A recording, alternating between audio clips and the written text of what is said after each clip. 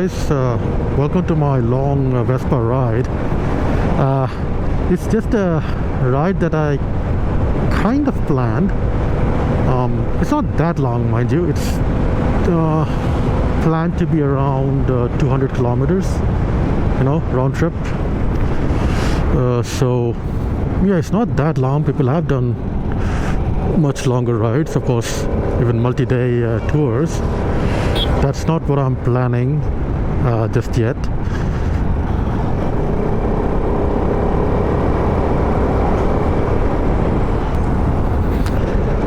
So for quite some time, I have had thought of doing a long tour on the Vespa, but I'll just admit that I have not had the courage to do it. Mostly, that's the main reason. And also, for a really long ride, it's not the most ideal bike. Would I have got better bikes to do that?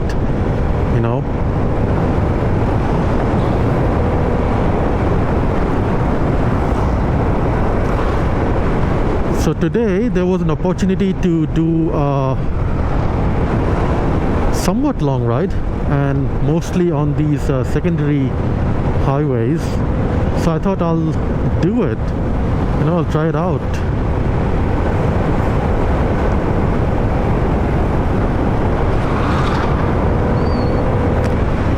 And for the most part, the Vespa is quite adequate for roads like these. The speed is definitely adequate, even for the dual carriageway highways, the 4 lanes and the 6 lanes. The speed is okay. It's a little on the lower side. You can do around 90-95 kilometers per hour, which sometimes, yes, that's less than adequate, but you can still be on them. You can stick to this slow lane or even the shoulder on some highways, and you'd be fine.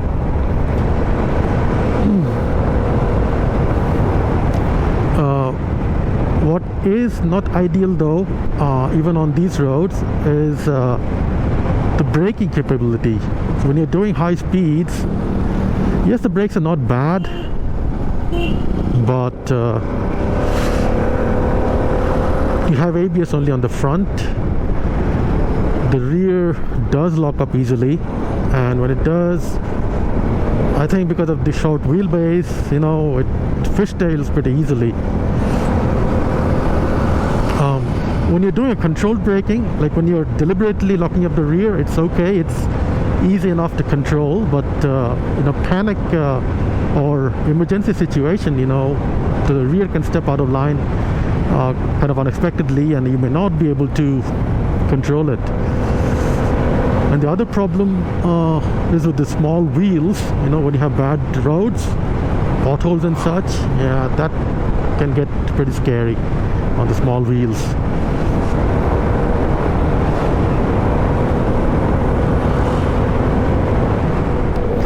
And the other challenge is sometimes overtaking these trucks, because you are going only slightly faster than them, and yeah, you might say it's okay, just stay behind them, and that's fine for the most part, except that if you're following right behind them, you don't get to see the potholes and such that they straddle, and they just suddenly pop up in front of you. Of course, that can easily be solved by maintaining a longer following distance. But yeah, it's a little slow. It's not your ideal speed.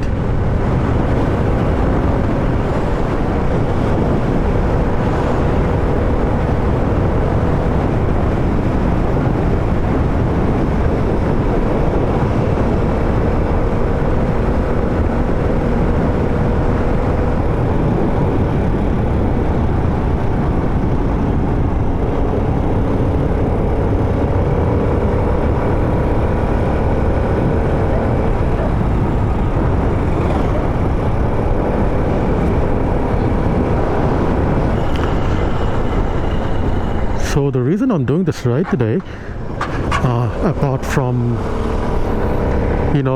being a trial long Vespa ride, is I'm doing a bit of route reconnaissance, or recce as they call it, for my upcoming trip. I still have my fingers crossed, by the way. The way things are going, you never really know for sure if you're gonna make it. So yeah, I kind of have a long bike trip planned around the middle of January, and I think I've talked about that in some of my earlier videos, where I was talking about equipping my Interceptor for touring. So I would be heading northwest of the city, towards Chitradurga and so on. So I recently found out when I went on my DD Hills ride, that part of the elevated road, that's part of the Tumkur road, the Nelamangala elevated road, that's possibly no longer open for two-wheelers. Now maybe some of you who frequent that route can shed some light on this. When we went, there were signs on either end of that elevated corridor saying two-wheelers and three-wheelers are not allowed, but almost everybody kept going on it anyway, and nobody stopped us. We went on it as well.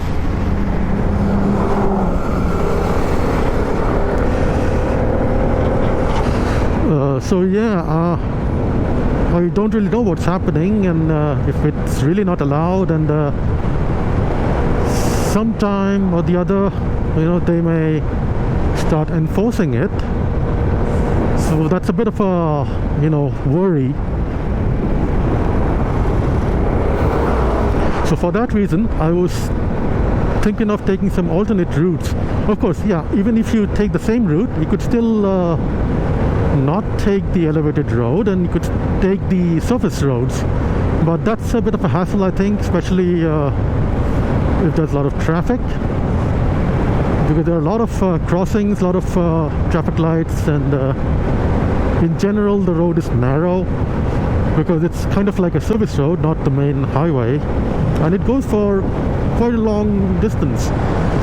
So to avoid that, I'm thinking of taking some of the secondary routes to reach some point on the highway, and join the highway from there. And especially since I live in the eastern edge of Bangalore, and we need to be going northwest of Bangalore, I can kind of go around the city and avoid the congestion.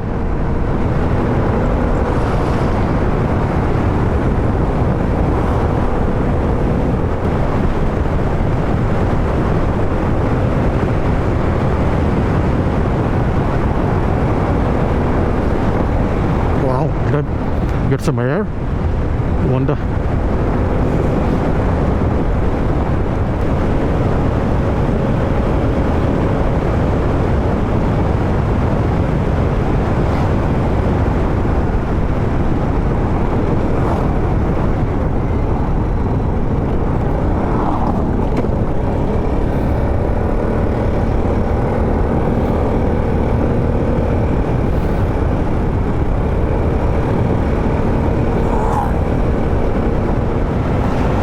So what's it like to ride long distances on the Vespa? On the performance side, I already told you, it's got adequate power for these kinds of roads, and it probably kind of adequate for bigger highways as well. Yeah, the braking and the ability to take potholes and bad roads, those things are, of course, quite a bit less than ideal. Braking, you know, it's not that bad though.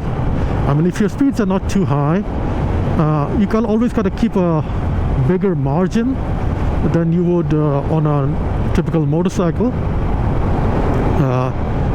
You know, keep your speeds a little lower than the fastest possible, you know, fastest safe speed that you would think of on the road. Say on a motorcycle, say if you felt 80 would be safe on a motorcycle on this road, on this one try to do 60 or 70, not 80. And for the most part you can feel that speed, you know, you can feel what speed is safe, or what speed you would be able to brake from in most scenarios on the Vespa. And this I think pretty much applies to any scooter in this segment, which has, you know, at least disc brakes on the front, preferably with ABS. In terms of comfort, okay, before I go to comfort, let me tell you, on the performance side, actually, yeah, the overtaking and all, it's a bit stressful on these roads. You have to really push hard, but in a way it feels a lot like my car. You know, my car is not a high performance car in any way. It's just a normal you know, 90 brake horsepower, roughly 1 ton hatchback. And you know, overtaking and all that feels a lot like my car. Of course my car is capable of much higher speeds than the Vespa, but on these roads typically you wouldn't be doing much higher speeds if you have traffic like this. On my car on these roads I mostly would not go above 100, and on the Vespa you can still do 80 or 90 when the road conditions allow, you know, like when you have an open stretch with no traffic.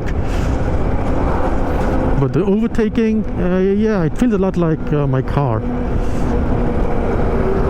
So that way, I mean, performance wise, I see no reason why you wouldn't be able to do long distances. Comfort wise, the seat itself is pretty comfortable, you know. I'm not feeling any soreness in my butt, although it hasn't been that long. If you do a whole day ride, I think, yeah, I'm not sure how that's gonna be. But you know, I feel a little discomfort in my back, because I think it's because the feet positioning, the feet are quite a ways in front of you, you know, compared to most bikes where they would be underneath you. And that means your whole upper body weight is resting on your butt, and your back is strained a bit when you go over bumpy roads.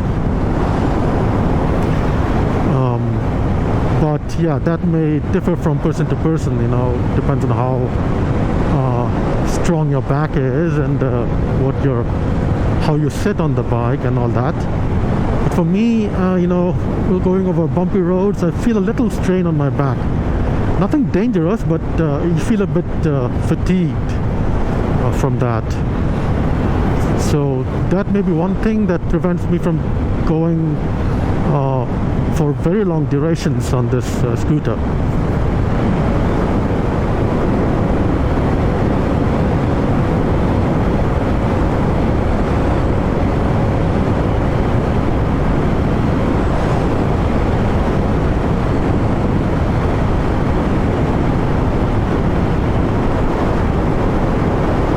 This road is quite nice,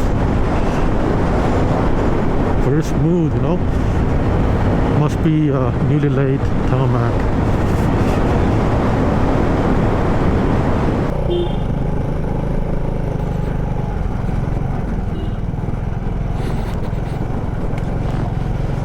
What station is that?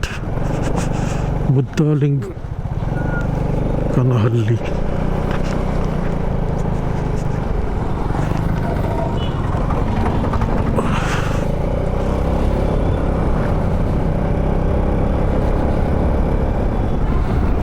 I just reached the main highway, and I turned back towards Bangalore. Let me try the highway this time.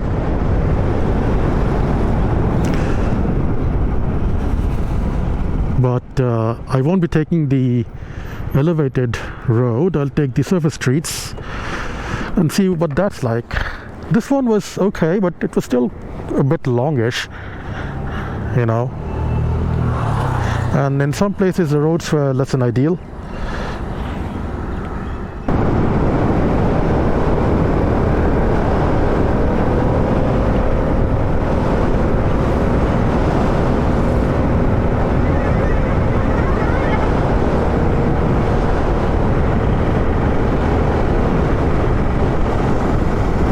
These roads I've got to be a little careful to stay on the left, because there will be vehicles coming in at really high speeds, like 120 or higher. There's no way I can go, you know, I can maximum do 95 or 100.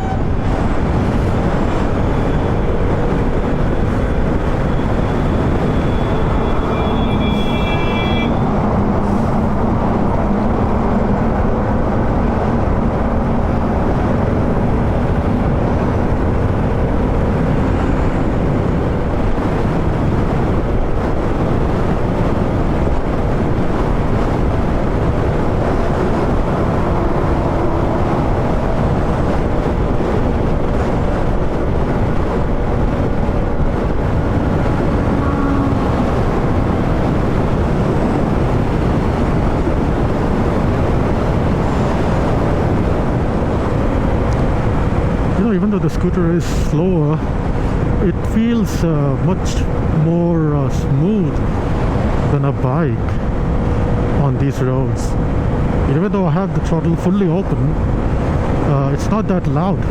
It's pretty quiet. I can hardly hear the engine. I can definitely hear the wind, but the engine is very quiet.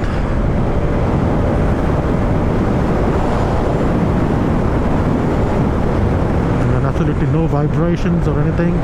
I can feel some of the vibration from the road, some of the you know, undulations that are being transmitted through the wheel and the suspension,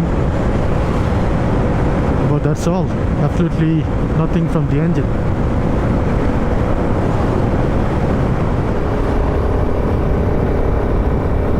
So this is where the elevated road starts, I think.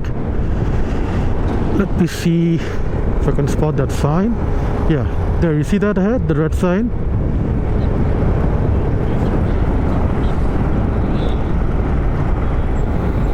It says two-wheelers and three-wheelers not allowed.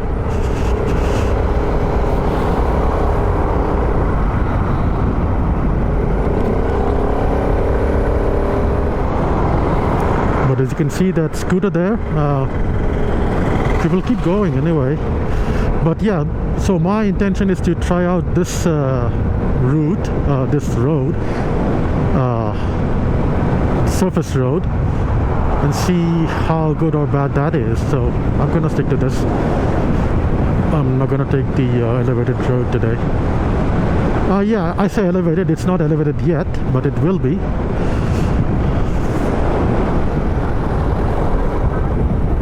See, there's another sign. But looks like this guy's gonna go anyway.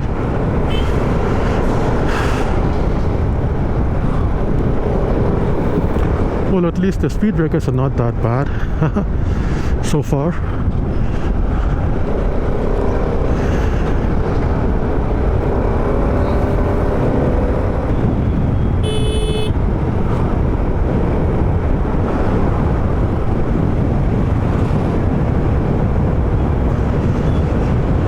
Problem is with the traffic going in the opposite direction, you know. They're supposed to stay on that side, and I don't know why they stay on this side. Maybe they think this is a one-way road and they're going the wrong way, and they try to stay out of everybody's way, but that's not helping. This is actually a two-way road as far as I know, and you're supposed to stay on the correct side.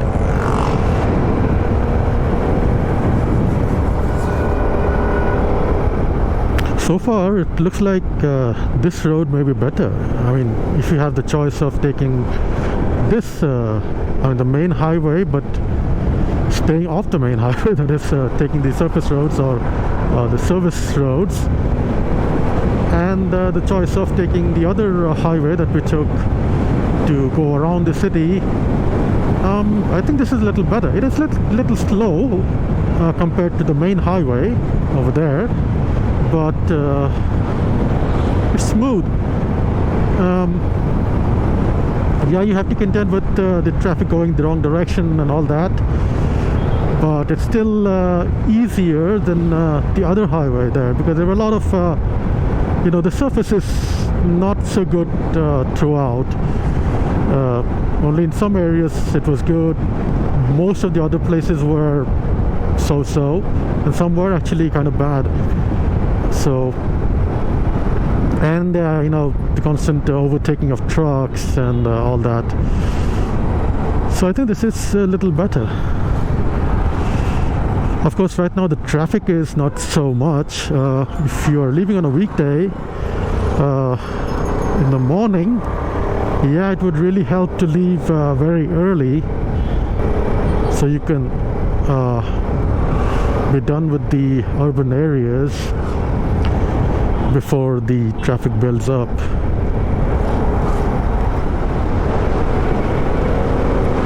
So guys, that brings my long Vespa ride to an end. Well, pretty much. I'm in Bangalore, as you can see. So yeah, some good learnings. Looks like the main highway, or the service roads and surface roads, those are the better option, instead of going around the city on that secondary highway, because you would be losing quite a bit of time. If you're gonna go somewhere far, this will be faster and it'll be less tiring, So yeah, as for the scooter, it was great fun. I'm still enjoying it. My back and my torso, it's around my lower ribs that are a little sore,